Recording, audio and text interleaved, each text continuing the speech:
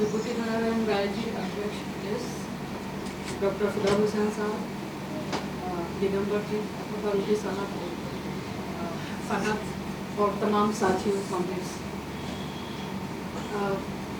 सिफ्ते हसन, जाहिर है मैं उर्दू की स्टूडेंट रही हूँ, मेरे लिए नया नाम नहीं था। माजी के मज़ार और मैंने काफ़ी पहले पढ़ी थी और मूसा से मार्क्स तक बाद में, लेकिन इसको भी 10 साल हो गए हैं। मुझे अब आज यहाँ आने के लिए मुझे फिर से एक नज़र देखनी पड़ी, तर्जुमे को भी देखना था तो ये देखा। मुझे अंदाज़ा नहीं था इस बात का कि हिंदी में इस तरह की किताबें सिरे से लिखी नहीं गई हैं या बहुत कम लिखी गई हैं। किताबचे छोटे छोटे जो जिक्र हुआ था वो तो बहुत मिलते हैं और उसी की मदद से हम लोग पढ़ते रहे हैं, या फिर हम लाइब्रेरी में मोटे मोटे मार्क्सवाद पे बहुत मोटी मोटी किताबें खुद मार्क्स एंगल्स की देखते हैं, डर के रह जाते रहे हैं। बहुत थोड़ी चीज़ें बस आर्टिकल पढ़ लिया इस तरह से, यानी जिसको कहते हैं मार्क्सवाद को आत्मसात करने के लिए बहुत पढ़ाकू जैसे हम नहीं थे। तो जो फिदा हुसैन साहब ने कहा ना कि उसको समझने के लिए ऐसा लगता था कि हमारी ज़बानों में कुछ होना चाहिए, वैसा नहीं था। इसकी ज़रूरत को सिफ्ते हसन ने पूरा किया। जब मैंने किताबें पढ़ी थी तब मुझे एहसास इस बात का नहीं था कि ये इतनी अहम किताब हो सकती है कि बिल्कुल सिरे से लिखा नहीं गया है, कम लोगों ने लिखा है। ये मुझे मालूम है कि कुछ किताबें उर्दू में इस तरह की ज़रूर लिखी गई हैं तहजीबों के बारे में और इल्मी किताबें, जिनको मेरा ख्याल है तर्जुमा होना चाहिए। सिफ्ते हसन साहब की सारी किताबें तर्जुमा होनी चाहिए। 4, 5, 6, 7 किताबें हैं। तो कुछ ना कुछ लोग अब शुरू किया है आपने, तो और भी कुछ लोगों को तहरीक मिलेगी, करेंगे। तो इस किताब के बारे में मैं चाहती हूँ, क्योंकि सबने इस पर बात की, किताब के बारे में कम बात हुई है। सबसे पहले तो टाइटल मूसा से मार्क्स तक, बहुत सारे बच्चे बैठे हुए हैं, यंग स्टूडेंट्स बैठे हुए हैं। ये मूसा कौन है और मार्क्स को तो हम सब जानते हैं कि ये मूसा कौन है, जहाँ से शुरू किया है। टाइटल ही चौंकाता है। तो मोसेस जिसको आप पढ़ते हैं अंग्रेजी की किताबों में, यानी पैगंबर है, और ईसा से भी जिनका ज़माना बताया जाता है 1000 साल पहले का, 1200 साल पहले का ज़माना बताया जाता है। ओल्ड टेस्टामेंट जिनकी बाकिया 10 पेज की 12 पेज की किताब, इतना ही बचा हुआ है उसके नाम पे, जो बाइबल में शामिल कर दिया गया। लेकिन ये ज़रूर है कि अगर हमारी तारीख़ की किताबों में, हमारे इतिहास की किताबों में इनका जिक्र मिलता है, और हमारे पास अगर सबसे पुराने डॉक्यूमेंटेशन अगर कोई है इतिहास को जानने का या सामाजिक संरचना को जानने का, तो वो हमारी मजहबी किताबें ही हैं। तो जो भी हो, हम वेदों को रेफर करते हैं, हम बाइबल को रेफर करते हैं, ओल्ड टेस्टामेंट को करते हैं, ग्रीक जो ड्रामे लिखे गए और फलसफे की जो किताबें लिखी गई उनको रेफर करते हैं, और उसी की बुनियाद पे हम समाज की संरचना को समझने की कोशिश करते हैं आज के ज़माने में भी। तो उसके ज़ाहिर है उस ज़माने में इतिहास के नाम पे यही चीज़ें मिलती हैं। अब अगर मजहबी किताबों में वो निरा अकीदा नहीं है, जो ढांचा उसमें उसको पढ़ने वाले की नज़र चाहिए। यानी कुरान को अगर हम अकीदत से पढ़ते हैं या बाइबल को सिर्फ ये सोच के कि ये खुदा का कलाम है और उसने उतारा है और हमको सवाब हासिल करने के लिए इससे पुण्य मिलेगा इसके लिए पढ़ रहे हैं, तो जाहिर है कुछ नहीं होगा। जैसा कि फिदा हुसैन साहब कह रहे थे, जब तक क्रिटिकल व्यू से नहीं पढ़ेंगे कि ये रियलिटी है, हमारे ही समाज के बारे में ये किताबें हैं, अपने दौर की नुमाइंदगी करती हैं, उस नज़र से पढ़ेंगे तो उसमें अपने आप को खोलती चली जाती हैं खुद को कि समाजी ढांचा क्या था, किस तरह की चीज़ें थी और क्या ऊंच नीच था, गुलामी का क्या हाल था, या अगर टकराव होते थे पूंजीवाद, उस ज़माने का पूंजीवाद हम समझते हैं, आज के ज़माने की चीज़ें पूंजीवाद। लेकिन अगर आप इन किताबों को पढ़ें, बाइबल को पढ़ें, मूसा की शरीयत को पढ़ें, तो उसका जो जिस्ट इन्होंने शामिल कर दिया है इस किताब में। आपने अभी जिक्र किया था ना कि यूटोपिया का 15-20 पेज में किस तरह से बता दिया है। यही हमको पढ़ के एहसास होता है कि मूसा के ज़माने में, यानी ईसा से भी 1000 साल पहले की ज़िंदगी क्या थी। फिर ग्रीक लिटरेचर को खंगाल के जितनी किताबें उसके बारे में लिखी गई हैं, उनको पढ़ के एक आइडियोलॉजी के पॉइंट ऑफ व्यू को सामने रख के मैटर निकालना आसान काम नहीं था। यानी क्रिटिकल पॉइंट ऑफ व्यू से पढ़ना आसान काम नहीं था। हम इतिहास पढ़ते हैं, लेकिन इतिहास पढ़ के भी ज़रूरी नहीं है हम उस नज़रिए से पढ़ सकें जिस नज़र से सिफ्ते हसन ने इस किताब को देखा है।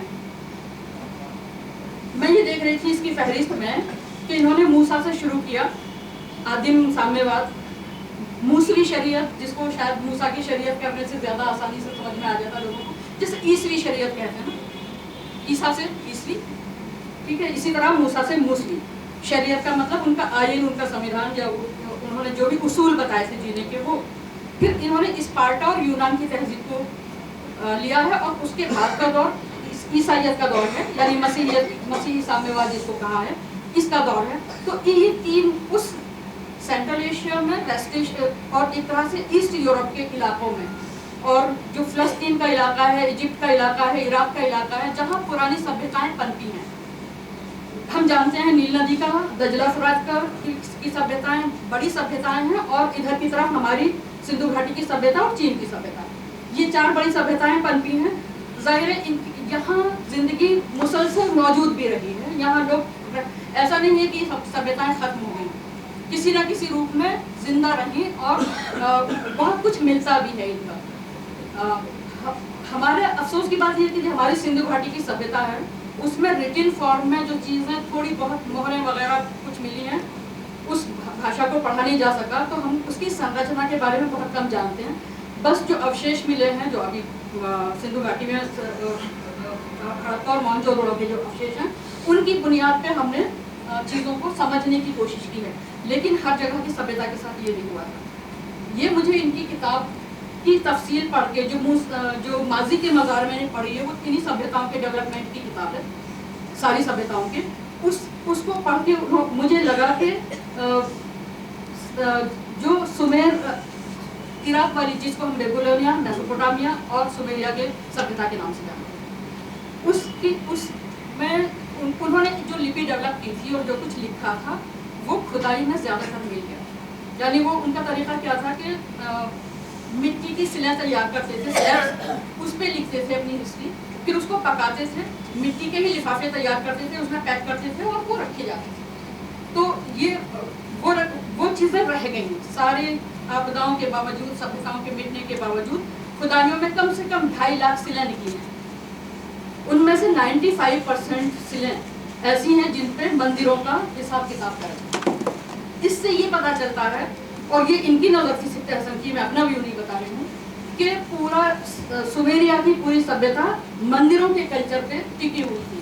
یعنی یہ پڑھ کے مجھے ایک دم لگا کہ میں کیا کاشی میں ہوں، کاشی کی سبھیتا بھی اسی طرح کی ہے.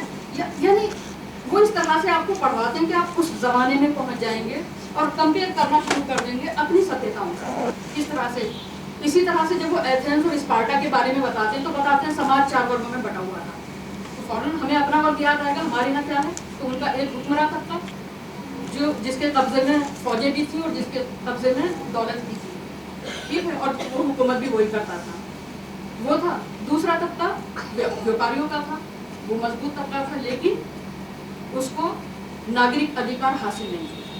وہ مضبوط لوگ تھے کیونکہ پیسہ ان کے ہاتھ میں تھا، ان کے سمبند ہوتے تھے حکمرانوں سے. سیکنڈ مضبوط طبقہ تھا. اور تیسرے طبقے کے بارے میں بتاتے ہیں آزاد غلام. تو آزاد غلام کیا ہوں گے؟ جو کسی وجہ سے، کسی نہ کسی وجہ سے آزاد ہو گئے اور وہ کاروبار کرنے لگے، دستکار بنے، چھوٹے موٹے کام کرنے لگے، کھیتی باڑی کرنے لگے، وہ آزاد غلام. اور چوتھا جو سب سے بڑا طبقہ تھا، جس کو ہم آج شودر کہہ سکتے ہیں، ان کے شودر، وہ ان کے غلام تھے. تو وہ اسی پر پورے سماج کی ارتھ ویوستھا ٹکی ہوئی. تو یہ چیزیں، یہ جب ہم ان سبھیتاؤں کے بارے میں اتہاس کی دوسری کتابوں میں پڑھتے ہیں تو ویسے نظریے کے ساتھ نہیں پڑھتے ہیں جس طرح سے ہمیں سبت حسن نے دکھانے کی کوشش کی ہے. اب اگر موسوی شریعت کی میں کوٹیشن آپ کو دینا چاہتی ہوں، موسیٰ کی جو شریعت ہے اس میں وہ کہتے ہیں، انہوں نے ایک میٹنگ بلائی اپنے سرداروں کی اور جو سمران لوگ تھے ان کی میٹنگ بلائی خیمے میں اپنے، اور اس میں انہوں نے کچھ ان سے کہا.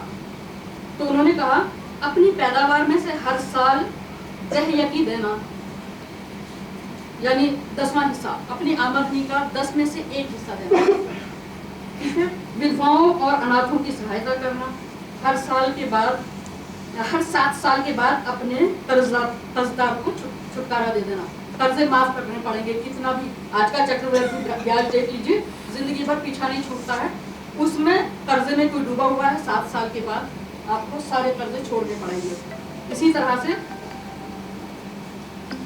پڑوسیوں کے مال پر لالچ بھری نظر نہ ڈالنا، یدی کوئی عبرانی پروش یا استری قرض کے بدلے تمہارے ہاتھوں بک جائے، یعنی قرض کے بدلے میں لوگ بندوا مزدور نہیں غلام ہو جاتے تھے، بک جائے اور 6 ورشوں تک تمہاری سیوا کر لے تو 7ویں ورش میں اس کو آزاد کر دیں۔ تو غلام، اس کا مطلب موسیٰ کا جو عیسیٰ سے 1000 سال پہلے ہے، ان کے زمانے میں یہ ایسا برق آدھارت سماج بن چکا تھا جس میں تمام برائیاں جن سے روکنے کی موسیٰ نے کوشش کی وہ موجود تھی۔ اس سے یہاں تک تو اسٹیبلش ہوتا ہے کہ مذہبی کتاب سے بھی کہ سماج میں کیا کیا برائیاں آ چکی تھی۔ وہ یہ بھی کہتے ہیں کہ مزدور کی مزدوری دن ڈوبنے سے پہلے دی جاتی۔ اس میں بہت ساری شریعت کی وہ چیزیں اسلام میں بھی ہیں۔ موسیٰ نے کہا کہ اپنی آمدنی کا 10 میں سے پہلے 1 حصہ دینا ہے غریبوں کے لیے۔ اسلام میں جب ایک طرح کی پونجی کا ڈیولپمنٹ کے ساتھ بہت بعد میں آتا ہے نا اسلام، تو وہاں وہ وہی پونجی 2.5% رہ جاتی ہے نا، 2.5% کا، لیکن چلی آ رہی ہے، وہ کنٹینیوٹی دیکھی جا سکتی ہے۔ اسی طرح غلاموں کو آزاد کرنے کے اصولوں میں بھی تبدیلیاں دیکھنے کو ملتی ہیں۔ تو یہ کم سے کم اگر ان چیزوں پہ سید حسن لکھ رہے ہیں تو ہمیں سوچنے کا، اپنے ماحول سے کمپیئر کرنے کا، اپنی مرد ویوستھا سے کمپیئر کرنے کا موقع ملتا ہے۔ جب موسیٰ کی ایک کہانی یہ ہے کہ وہ ان کی قوم جو ہے وہ مصر میں آباد تھی نا، اور ان کو یہ حکم ہوا تھا کہ وہاں سے اپنے قبیلے کو لے کے کنعان جاؤ، جو ابھی کا عراق کے پاس کا زمانہ، فلسطین کا جس کو اسرائیل کا علاقہ ہے وہاں۔ تو یہ خروج کی کتاب کہلاتی ہے، یعنی ایک طرح سے ہجرت ہے، ایک طرح سے حملہ کیا اور وہاں جا کے قبضہ کیا تھا ان لوگوں نے۔ 40 سال میں یہ یاترا کر کے وہاں پہنچا تھا اور وہاں کے علاقوں پہ قبضہ کیا۔ تو ایسا نہیں ہے کہ موسیٰ اپنے قبیلے کے لیے تھے اور اس کی ایک طرح سے بھلائی کے لیے تھے، لیکن وہی قبیلہ جب پہنچتا ہے کنعان میں تو وہ بن جاتا ہے آکرمن کرتا بن جاتا ہے، اور وہ وہاں کی زمینوں پہ قبضہ کر لیتا ہے، اور وہاں کیا کیا برائیاں پیدا ہوتی ہیں ان سب کا وشلیشن اس کتاب میں مل جاتا ہے۔ یہ لکھتے ہیں اس کے بارے میں کہ بنی اسرائیل یعنی موسیٰ کے قوم نے کے سرداروں نے کنعانیوں کے کھیتوں، باغوں، شہروں، محلوں، ادیوگوں اور ویوسائک منڈیوں پر قبضہ کر لیا، جگہ جگہ اپنے راجے استھاپت کر لیے، شان و شوکت سے زندگی بسر کرنے لگے، لیکن اس لوٹ کی سمپتی میں عام یہودیوں کو روٹیوں کے چند ٹکڑوں کے سوا کچھ نہ ملا۔ یہودی وہ خود تھے، ان میں جو امیر لوگ تھے انہوں نے قبضہ کیا۔ اب آپ کمپیئر کرتے چلی جائیے اب آج کے زمانے میں، ہے نا، وہی قوم ہے، وہی قبیلہ ہے، پوری قوم نے جا کے قبضہ کیا ہے، لیکن ان میں سے چند امیروں کو ہی اس دولت کو جو کچھ لوٹا ہے کچھ امیروں کو ملا ہے، اسی قوم کے باقی جو قبیلے کے جو باقی لوگ ہیں انہیں کچھ نہیں ملا، بلکہ ان کی حالت پہلے سے بدتر ہو گئی۔ پرانی قبائلی ویوستھا میں انہیں سرکشا، روزی روٹی کے سامان کی گارنٹی تھی، اب ہر ویکتی بھوکوں مرنے کے لیے آزاد تھا۔ قبائلی ویوستھا میں قانون سبھی کے ساتھ برابری کا سلوک کرتا تھا اور نیائے کی عدالت سے کوئی فریادی خالی نہیں لوٹتا تھا۔ نئی ویوستھا میں قانون سمپن لوگوں کا ساتھ دیتا تھا۔ دیکھ لیجیے، یعنی سامراجیہ استھاپت کرنے کے بعد قانون کس کا ساتھی ہو گیا؟ پونجی کا ساتھی ہو گیا۔ نیایالے میں فیصلہ دولت مندوں کے پکش میں ہوتی ہے، یہ موسیٰ کی قوم میں ہوا ہے، اور سرکاری ادھیکاری دھنی لوگوں کو رعایتیں دیتے ہیں۔ اس میں سے کون سی ایسی چیز ہے جو آج ہمارے یہاں نہیں ہو رہی ہے؟ تو اس لیے اس کتاب کا ریلیونس آج بھی ہے۔ پڑھنا صرف پرانا ایک طرح سے یہ جب صورتحال ہو گئی اس طرح کی، تو انہی لوگوں میں سے ایسے لوگ اٹھنے تھے جو یہ کہیں کہ یہ ناانصافی ہو رہی ہے عام لوگوں کے ساتھ۔ تو ایک قبیلہ جس کا ذکر انہوں نے کیا ہے اس کا نام ہے مغاریہ۔ مغاریہ کا مطلب ہے غاروں میں رہنے والا۔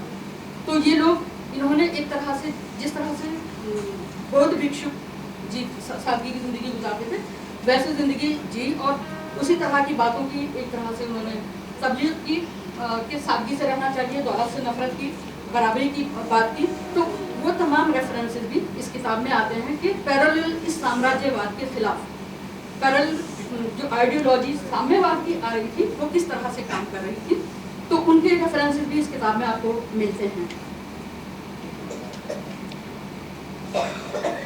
جب وہ ایتھنز یا یونان کی جو کلچر ہے یہاں بات کرتے ہیں یونانیوں کی، تو وہ بھی بہت دلچسپ ہے۔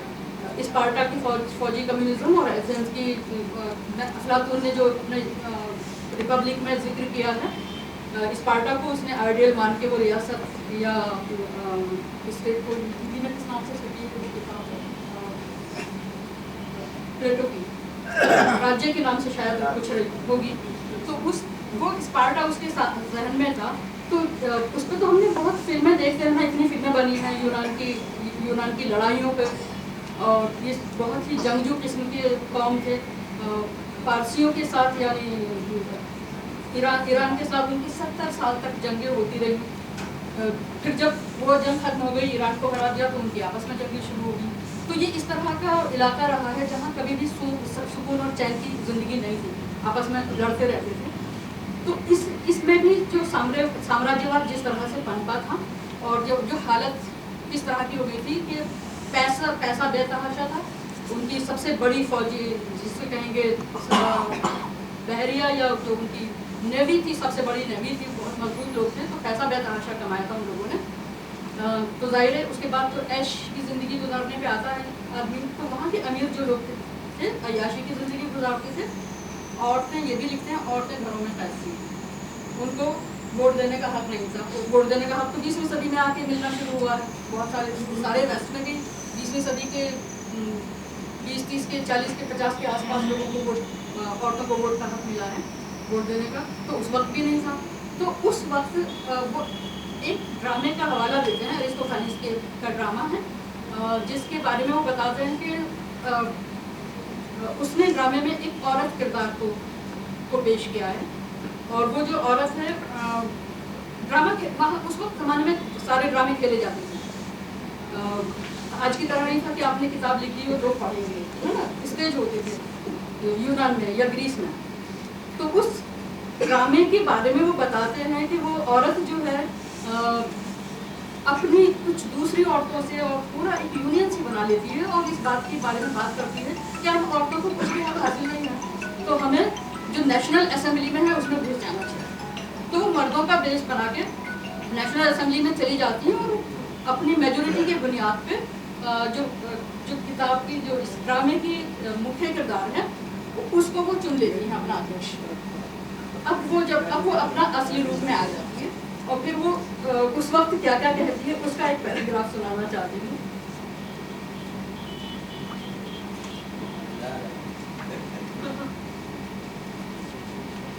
यानी हमने तो सुल्तानों का ख्वाब जब पढ़ा था तो हम तो तभी से समझ रहे थे कि रुक़ैया सखावत हुसैन का, लेकिन इसका देखिए कि आप किस तरह से आप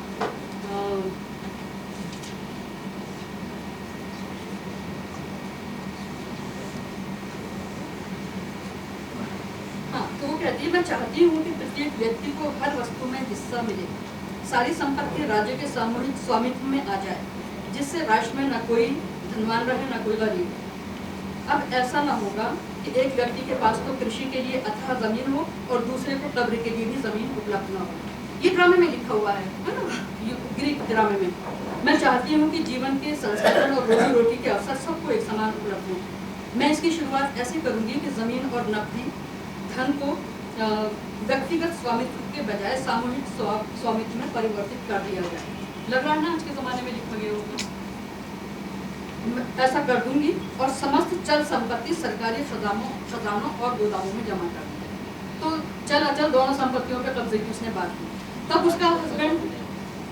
उसका हस्बैंड खड़ा हुआ और उसने पूछा कि अगर किसी ने छुपा ली, जो उसने सोना चांदी जमा कर रखा है छुपा ली, तब क्या करोगी? वो नहीं जमा करेगा खजाने में। तो वो प्राक्सगोरा उसका नाम है उस औरत का, वो जवाब देती है कि तुम ठीक कहते हो, लेकिन अब ये धन उसके किसी काम का ना होगा। पति पूछता है क्यों? तो वो जवाब देती है, इसलिए कि प्रत्येक व्यक्ति की सभी जरूरतें और इच्छाएं पूरी होती रहेंगी। रोटी, मिठाई, वस्त्र, शराब, मछली और फल सभी की प्रचुरता होगी, इसलिए कोई व्यक्ति बेईमानी से संचित किए हुए धन को छुपाकर क्या करेगा? तो ये जो कॉन्सेप्ट डेवलपमेंट ऑफ थॉट, साम्यवाद का, यानी मुझे सिर्फ हैरानी ये होती है कि जब और हमको ये लगता है कि हम कितने जाहिल हैं कि हम अपनी किताबें पलट के देखते नहीं और पढ़ते नहीं हैं। अगर हम ख़ासतौर से जो प्राचीन सभ्यताएं हैं उनके बारे में पढ़ें तो ये आज के इंसान और اب سے 2500 اور 3000 سال پہلے کے انسان کی سوچ میں کوئی بڑی تبدیلی نہیں آئی ہے، مجھ کو ایسا لگتا ہے. اس کی وجہ ہے بہت سیدھی سی کہ جو ہمارے لالچ ہیں، جو ہمارے خوف ہیں، جو ہمارا اقتدار پانے کی لالسا ہے، وہ اس نظام کو بدلنے نہیں دیتی ہے.